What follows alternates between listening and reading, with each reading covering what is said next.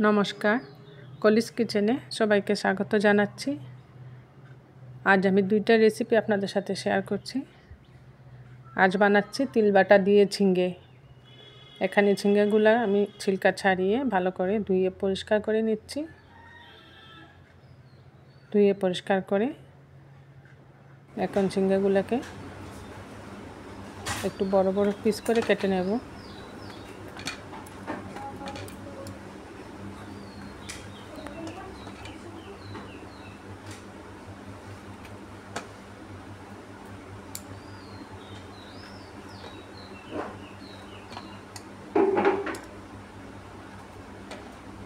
এটা একটা নিরামিষ রেসিপি, যে কোনো নিরামিষ দিনে এটা বানানো যায়।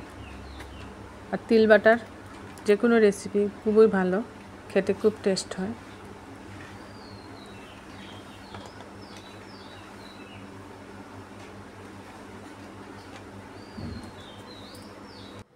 এইভাবে সব ঝিঙ্গেকে আমি বড় বড় পিস করে কেটে নিয়েছি। আর লাগছে এখানে তিল বাটা। এখানে 2 চামচ তিল আমি ভেজে বেটে রেখেছি, আর 1 চামচ সর্ষে বাটা আর কয়েকটা কাঁচা লঙ্কা নিয়েছি। গ্যাস জ্বালিয়ে একটা কড়াই বসিয়ে দিয়েছি। এটা আমি সরষের তেল দিয়ে বানাচ্ছি। তেলটা একটু গরম হয়ে যাওয়ার পর ফোড়ন দিচ্ছি এর মধ্যে। ফোড়নে আমি এখানে কালো জিরে ব্যবহার করছি। কালো জিরে দিয়ে তিল বাটা ঝিঙ্গেটা ভালো হয় খেতে, গন্ধটা খুব সুন্দর হয়।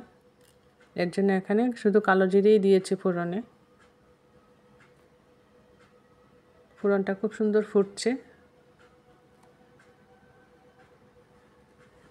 আর কাঁচা লঙ্কা দিয়ে দিচ্ছি এর মধ্যে কয়েকটা।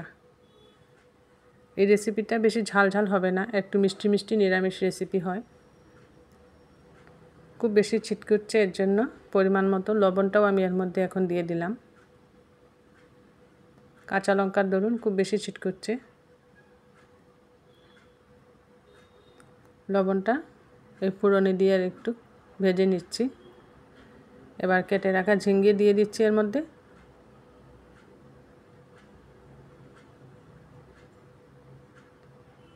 ঝিঙ্গেগুলো একটু বড় করে কাটলেই ভালো হয়। ঝিঙ্গে তো নরম সবজি, তাড়াতাড়ি হয়ে যাবে। রেসিপিটা বানাতে একদম সময় লাগে না, খুব অল্প সময়েই রেসিপিটা হয়ে যায়। আর এখানে যে আমি তিল বাটাটা ব্যবহার করেছি, এটাকে সাদা তিল ব্যবহার করেছি এখানে। আপনারা কালো তিল দিয়েও বানাতে পারেন। কালো তিল দিয়ে বানালে রেসিপিটার কালারটা একটু কালো হবে, টেস্ট একই থাকবে। গুঁড়া মশলার মধ্যে দিয়ে দিচ্ছি হলুদের গুঁড়া, জিরে গুঁড়া। আর কোনো মশলা এখানে দেব না। আর সামান্য সর্ষে বাটা, 1 চামচের মতো সর্ষে বাটা এটা দিয়ে দিচ্ছি এর মধ্যে।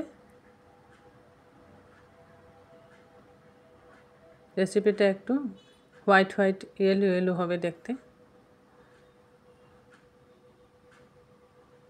সাদা তেল দিয়ে বানাচ্ছি, এতে খুব সুন্দর কালারও আসবে রেসিপিটা। এবার সব মশলা দিয়ে আমি ভালো করে কষিয়ে নিচ্ছি।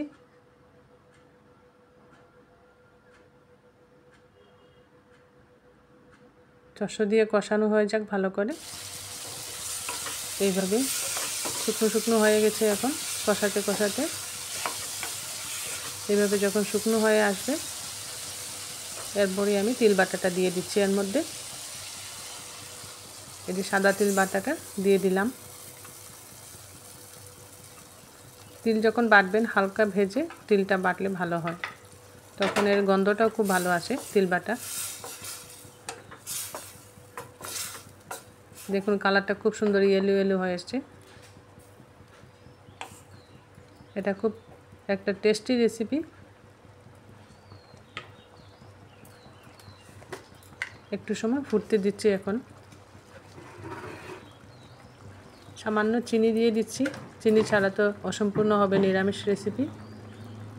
এবার 10 মিনিটের জন্য ঢাকা দিয়ে রেখে দিয়েছিলাম। ঢাকাটা উঠিয়ে দেখে নিচ্ছি ঝিঙ্গাগুলো সিদ্ধ হচ্ছে কিনা। ঝিঙ্গে থেকে অনেক জল ছেড়েছে, দেখুন অনেক জল বেরিয়ে এসছে ঝিঙ্গে থেকে। এর জন্য পাতলা পাতলা হয়ে গেছে, ঝুলঝুল হয়ে গেছে। এবার একটু সময় ফুটিয়ে সুন্দর করে ঘন ঘন গ্রেভি বানিয়ে নিলাম তিল বাটা দিয়ে ঝিঙ্গে। তিল বাটা ঝিঙ্গের রেসিপিটা ভালো লাগলে আপনারা বানিয়ে খাবেন। পাট শাক বানাচ্ছি, এর জন্য পাট শাকগুলো পরিষ্কার করে নিয়েছি। এবার জলে ভিজিয়ে ভালো করে ধুয়ে নেব। এটা একটু ঝুলঝুল পাট শাক রেসিপি আমি বানাচ্ছি আজ। এগুলো একটু সময় ভিজিয়ে রাখি, নোংরা থাকলে চলে যাবে, তারপর পরিষ্কার করে ধুয়ে কাটবো। এগুলোকে একটু সময় ভিজে থাক। এদিকে পাট শাকগুলো জলে ভিজিয়ে রেখেছিলাম 2-3 বার। এইভাবে জলটা চেঞ্জ করে ভালো করে ধুয়ে নিচ্ছি। জলটা ভালো করে ঝরিয়ে নিতে হবে। পাট শাকটা কাটা আসল মুশকিল কাজ, কারণ পাট শাকগুলো খুব পিচ্ছিল হয়। এই যে এগুলা জল থেকে উঠিয়ে আমি জল ঝরিয়ে নিচ্ছি।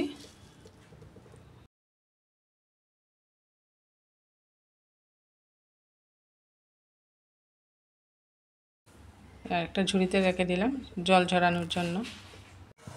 গ্যাস জ্বালিয়ে কড়াই বসিয়ে দিয়ে দিয়েছি কড়াইয়ের মধ্যে জলটা ফুটতে থাকবে। আমি ঝুলঝুল পাট শাক বানাবো, এর জন্য জল দিয়েছি। জলটা গরম হয়ে যাক, আর পরিমাণ মতো লবণ দিয়ে দিচ্ছি জলের মধ্যে। এই পাট শাকটা বানাতে কোনো মশলার প্রয়োজন হয় না, এটাকে আমি জলে সিদ্ধ করেই বানাই। এদিকে জলটা সিদ্ধ হতে থাক, আর পাট শাকটা কেটে নিচ্ছি।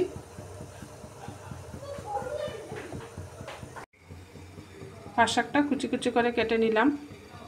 একদম কুচি করে কাটা যায় না, যেহেতু খুব পিচ্ছিল শাকটা, আর আমি শাক ভালোভাবে কাটতেও পারি না, এর জন্য এইভাবেই কেটে নিলাম পাট শাকটা।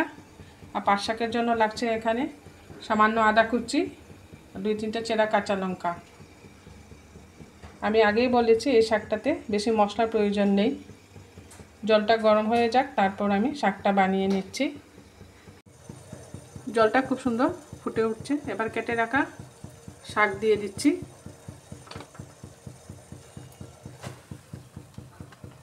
এইভাবে কুচি কুচি কেটে রাখা সম্পূর্ণ পাট শাকটা এর মধ্যে দিয়ে দিলাম।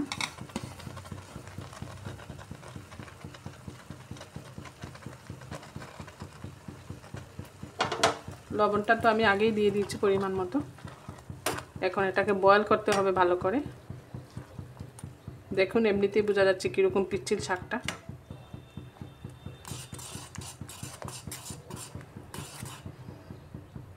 এবার এটা বয়েল হতে থাক 5 থেকে 7 মিনিট। এটাকে আমি বয়েল করে নিচ্ছি। 5 থেকে 7 মিনিট পর আমি একবার নাড়িয়ে দিচ্ছি। দেখুন অনেকটা জল কমে এসছে, আর পাট পাতাগুলোও সিদ্ধ হয়ে যাচ্ছে। আরও 5 মিনিটের মতো আমি রান্না করে নিচ্ছি। পাট শাকটা খুব সুন্দরভাবে হয়ে গেছে। এবার নামানোর আগে এর মধ্যে দিয়ে দিচ্ছি সামান্য আদা কুচি। এটা দিলে খুব সুন্দর একটা গন্ধ আসে পাট শাকের মধ্যে। আর যেটা বেশি দরকার এটা হচ্ছে কাঁচা লঙ্কা। এখানে ঝাল চেরা কাঁচা লঙ্কা 3টা দিয়ে দিচ্ছি। এই শাকের মধ্যে ঝাল কাঁচা লঙ্কা হলে খেতে ভালো লাগে। একদম সিম্পলভাবে বানালাম পাট শাক দিয়ে একটা ঝুলঝুল শাক রেসিপি। দেখুন এর মধ্যে কোনো মশলা নেই। গ্রিন কালার, খুব সুন্দর লাগছে দেখতে। তৈরি হয়ে গেল পাট শাকের ঝুলঝুল রেসিপি। এখন একটা নামিয়ে নিচ্ছি। এটাকে ঠান্ডা করে খেতে হবে। এটা ঠান্ডা হোক, তারপর গরম ভাতের সাথে সার্ভ করলে তখনই ভালো লাগে খেতে। আর একটা ঝুলঝুল পাট শাক, আর সাথে গন্ধরাজ লেবু। এই গন্ধরাজ লেবুটা পাট শাকের সাথে না হলে খাওয়ার মজাই হয় না।